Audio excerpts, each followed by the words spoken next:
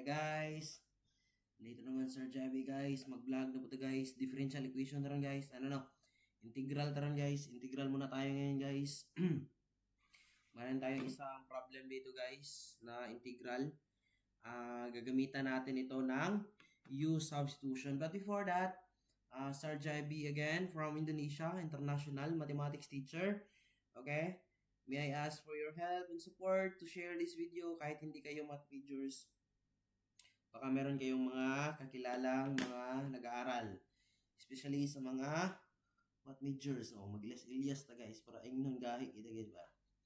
Okay, shout out Raymond Duaso from Philippines. Master teacher 4 ng Matanao National High School. Okay, see you soon. Now, let's start. This problem is under differential equation. This is integral 3 minus 2 sine x and over 3x plus 2 cos x. But I would like to to say this ahead of time. Ipapakita ko sa inyo kung paano isosolve ang problem na ito gamit ang U substitution. But ituturo ko rin kung paano natin i-check ang answer natin using our calculator. Kaya double purpose ang video na ito. Malalaman natin kung ano yung process pag-solve nito using U substitution. At the same time, ma-check natin ang ating sagot gamit ang ating calculator. Now, in this problem, rational equation. Meaning to say, naka-fraction form ito. Kapag naka-fraction, usually, try natin, let U natin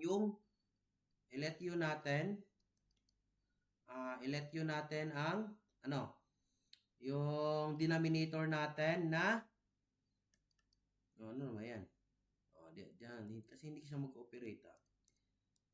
Huwag ka mag-operate. Okay, dito tayo. I-let U natin, ano yung i-let U natin? 3x. Usually, kapag let U natin yung denominator. Now, I assume that alam nyo na ito ang mga basic derivative ng trigonometric function. Kunin natin ang derivative ng ating U, du. 3 plus, that is negative because derivative of cosine, negative sine, tama? So, that is negative 2 sine x dx. Tama ba? Then, that is, divide lang natin yan. Both sides, parang dx natin maging equal to du over this one. dx du over 3 minus 2 sine x. Itong dx, palitan natin yan ng value mamaya. Now, after that one, ang mangyayari, 3 minus 2 sine x over u. Kasi u na yan. Kasi du over 3 minus 2 sine x. So, cancel na ito. Ang natira, integral 1 over u du. Alam naman natin, ang 1 over u, that is ln u plus c. Tama? Yung u natin, substitute lang natin pabalik. Ang sagot, ln. Then 3x plus 2 cosine x. Huwag kalimutan maglagay ng plus c kasi that is indefinite integral. Okay? I think this is our answer. No. Now, especially sa mga magtitake ng board exam or mock board examination, alam ko na mayroon talaga mga problem na ganito. Takes time kapag mag-solve kayo kasi kapag hindi nyo kabisado yung mga properties, takes time yon. Dito ka Sir Javi, ituturo ko sa inyo kasi mayroon namang choices yan. For example, ito yung problem. Meron naman yung A. For example, this is letter A. Meron yung letter B. Tuturo ko sa inyo kung paano mag-solve ng calculator technique. Okay, here we go. This calculator nakatago. Cheek. Okay. Always remember class. Always remember. Ito yung tatandaan nyo. Kapag mayroong mga trigo sa integral, dapat nakaset, reset muna natin yung ating calculator. Paano mag-reset ng calculator? Shift 9-3. Shift 9-3, then equal sign, double equal sign. That's it. Naka-reset na yan. Now, tingnan nyo. Ito. Di ba naka-degree yung calculator natin? Since mayroon yung trigonometric ratio, i-set natin yan into radian mode. So, paano yan, Sir Javi? Shift muna. Shift, then mode. Ito yung rad natin, radian o radian. That is 4. Press 4. Yun.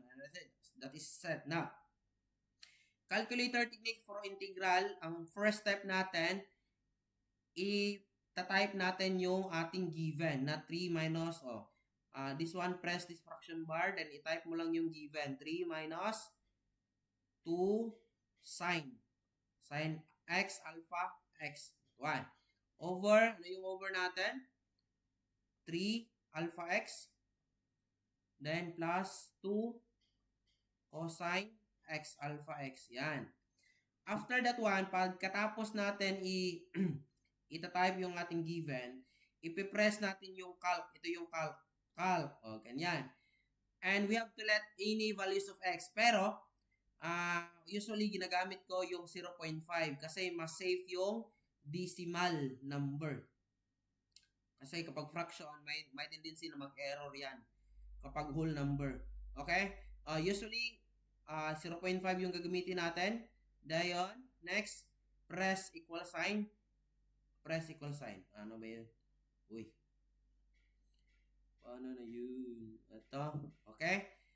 Ipipress natin ang equal sign. So, ang sagot, 0. Lagay natin dyan. 0.62. Paano ba yun, Sir Javi? Dapat daw, kapag isa-substitute natin 0.5 sa ating sagot, ln 3x plus 2. Since inverse process ng differential is integral, so kunin muna natin yung derivative ng ln 3x2, then substitute natin 0.5 kung the same lang ba.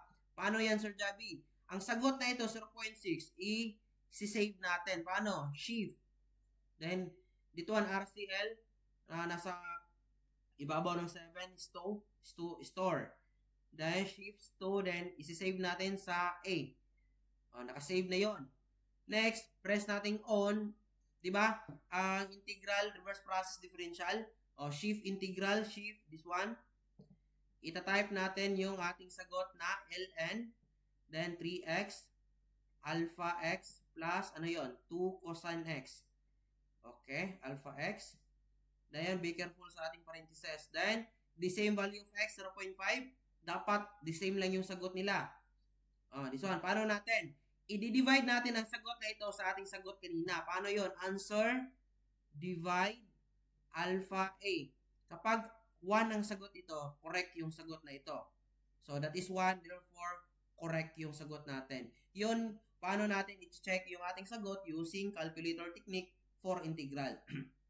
Next time, tuturo ko naman sa inyo kung paano natin i-solve ang paano natin i-solve ang differential using calculator technique also. Okay? For today, ito lang muna, Sir Jebi from Indonesia signing out, and do not forget to share this video. Okay, bagong kalaman na naman. Salamat. Okay.